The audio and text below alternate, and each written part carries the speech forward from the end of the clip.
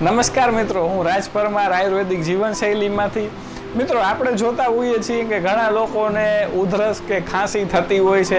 તો આ ઉધરસ અને ખાંસીમાં ઘણા લોકોને કફની અને ઘણા લોકોને સૂકી ખાંસી થતી હોય છે. તો આ ખાંસી એટલે કે ઉધરસના શું છે આયુર્વેદિક ઘરગથ્થુ ઉપચાર, એ આજે હું તમને આ વિડીયોમાં જણાવીશ. તો આપ સૌને વિનંતી છે કે આપ અંત સુધી આ વિડીયો જોતા રહો.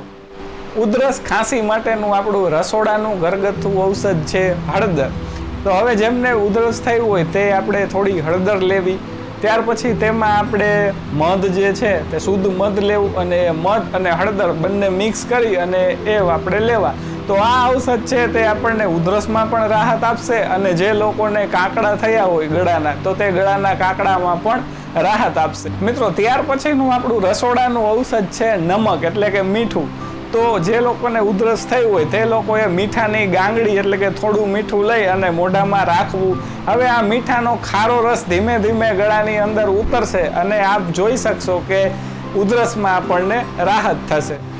ત્યાર પછી ઉધરસ માટે હવે હું તમને એક વાત કહેવા માગું છું, એક કેસ ડિસ્કસ કરવા માગું છું કે આપણા આયુર્વેદિક જીવનશૈલી ગ્રુપમાં બોમ્બેના એક મયુરભાઈ પણ જોડાયેલા છે. તો એક વખતે મયુરભાઈનો મને મેસેજ આવેલો કે સાહેબ, મને શરદી ઉધરસ થયા છે, ખાસ કરીને ઉધરસ થઈ છે, તો એમાં શું કરવું? તો એમને કંઈ વધારે ડિસ્કશન નહોતું કર્યું. તો મેં એમને ખદીરાદી વટી સૂચવી કે આપ ખદીરાદી વટી ગોળી મધ સાથે લો. તો એમને ખદીરાદી વટી મધ સાથે લીધી. ત્યાર પછી બીજા દિવસે એમનો મેસેજ આવ્યો કે ઉધરસમાં જોઈ એટલી રાહત નથી, થોડી થઈ છે, તો તમે હજી કંઈ બીજું સૂચવો. તો મેં એમને ફરી પછી લવંગાદી વટી સૂચવી કે આપ લવંગાદી વટી હવે મધ સાથે લો. તો એમને 2 દિવસ મધ સાથે લવંગાદી વટી લીધી. ત્યાર પછી 2 દિવસ પછી રાતના સમયે એમનો ફોન આવ્યો કે સાહેબ, હવે ઉધરસ છે ને રાત્રે ખૂબ વધારે આવે છે અને ઊંઘાતું પણ નથી, તો આપ કંઈક આજ સૂચવો કે આજે રાત્રે હું આરામથી સૂઈ શકું. તો પછી મેં વિચાર્યું કે એમને ખદીરાદી વટી આપી છતાં પણ એમને સારું નથી થયું, તો એમને આ વાયુની ઉધરસ હોઈ શકે અને એમને પણ કંઈ વધારે જણાવ્યું નહોતું, એમના લક્ષણો જણાવ્યા નહોતા.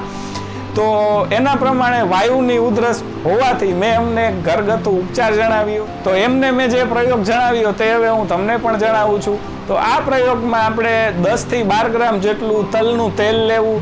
ત્યાર પછી આશરે 3 ગ્રામ જેટલું સિંધાલું નમક, કાળા મરીનું ચૂર્ણ, ત્યાર પછી આપણે પીપર મૂળ એટલે કે લીંડી પીપરનું ચૂર્ણ. તો આ ત્રણેય ચૂર્ણ મિક્સ કરી અને તેલ સાથે આપણે ભેળવવા. ત્યાર પછી આ જે ઔષધ તૈયાર થઈ જાય તેનું આપણે સેવન કરવું. તો એ સેવન કરવાથી ઉધરસમાં આપણે જોઈશું કે તરત જ ફાયદો થઈ જશે. તો આ મયુરભાઈને પણ આ પ્રયોગ સૂચવ્યો, તો એમને રાત્રે આ પ્રયોગ કર્યો. તો એનાથી એમને ઉધરસ ત્યારે જ બંધ થઈ ગઈ અને સવારે એમનો ફોન આવ્યો કે સાહેબ, આજે રાત્રે મારે સરખી ઊંઘ થઈ. તો ઉધરસમાં આ પ્રયોગ પણ ખૂબ જ સારો એવો છે, ઘણા લોકોએ કરેલો છે અને રાહત પણ મેળવી છે. મિત્રો, ત્યાર પછી હવે ઉધરસનો હું તમને બીજો એક ઘરગથ્થુ ઉપચાર જણાવું છું કે આ ઉપચારમાં આપણે 25 ગ્રામ જેટલી ફટકડી લેવી. હવે આ ફટકડીને આપણે માટીના કોઈ પાત્રમાં રાખી અને તેને ધીમે ધીમે તપાવવાની છે. આશરે 5-7 મિનિટ તપ્યા પછી ફટકડી જે છે તે ફૂલી જશે. હવે આ ફૂલાઈ ગયેલી ફટકડીને આપણે પછી નીચે ઉતારી અને એનો આપણે પાવડર કરી નાખવો. હવે એ પાવડરમાંથી આશરે 10 ગ્રામ જેટલો પાવડર આપણે લેવાનો છે અને ત્યાર પછી આપણે 30 ગ્રામ જેટલો ખડી સાકરનો પાવડર એટલે કે જે સાકર હોય તેનો આપણે પાવડર કરી નાખવો.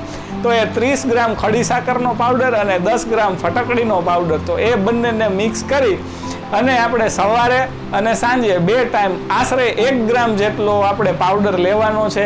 અને આ પાવડર લીધા પછી એના ઉપર આપણે હળદરવાળું ગરમ દૂધ લેવાનું છે. તો આ 2 સમય આપણે આ કરીશું તો પણ આપણને ઉધરસમાં રાહત થઈ જશે. મિત્રો, ત્યાર પછી હવે આયુર્વેદમાં ઉધરસ માટેનું એક શ્રેષ્ઠ ઔષધ બતાવેલું છે, તે છે ભોરીંગણી.